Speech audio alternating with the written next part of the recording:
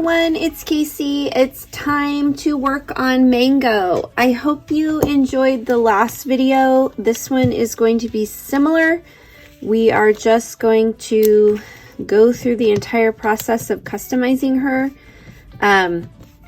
So I hope you're enjoying that content. We are getting so close to Blythecon that I really have to get going on these girls.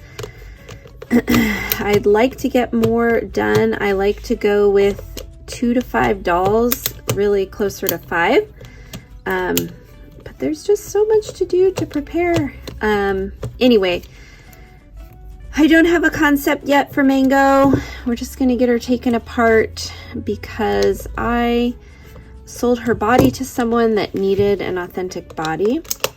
So I need to get that out in the mail. So I thought I would record this intro really quick, taking her apart. I don't even know if I'm ready to start carving her, but we'll get her sorted out.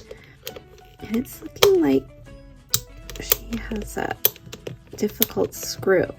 I thought maybe we were gonna have a stripped screw, which would be something to talk about. I will tell you though, if you have a screw that's hard to get out, I would highly suggest changing it and not putting it back in, because as you know, these dolls occasionally have to be taken apart for repairs. So that's one of the reasons why I don't like a lot of glue, or again, a screw that is a little bit stripped, because if you ever have to take her apart, it's just going to be that much harder to do that. So I guess I don't actually know what mold Mango is. So let's see. I try to only get RBLs now if I can help it. But it's feeling like she might be glued in her scalp. So sometimes with these older ones, you can wiggle them and loosen that scalp. You can see it's loosening there.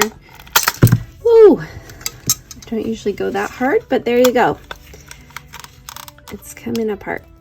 You want to just be careful not to crack her. It doesn't look like we did. Her spring's wonky now. The back looks okay. You can sand down some of that if needed. Whew, that was a nerve-wracking one. I've been lifting weights. Obviously, my muscles are stronger than I thought, because I probably wouldn't have pulled that hard normally. I'm always worried about cracking a doll or hurting her, but luckily that didn't happen. If that wouldn't have come apart, there's a couple of options. One of the things that I've done recently, if I can't get the faceplate off of the scalp, I'll just leave it on. And when I spray and paint the doll, I'll just cover the hair.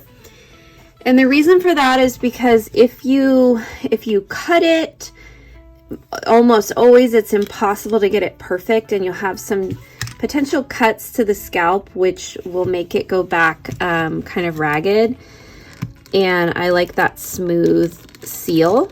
So I usually will not cut it anymore if I can avoid it. You also could try soaking, obviously, before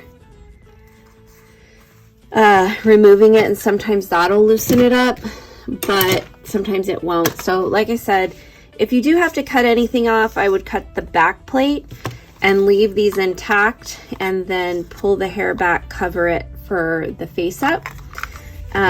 But of course it always is easier when it's not attached. So I'm going to get all her parts. This body is going to go out to this person.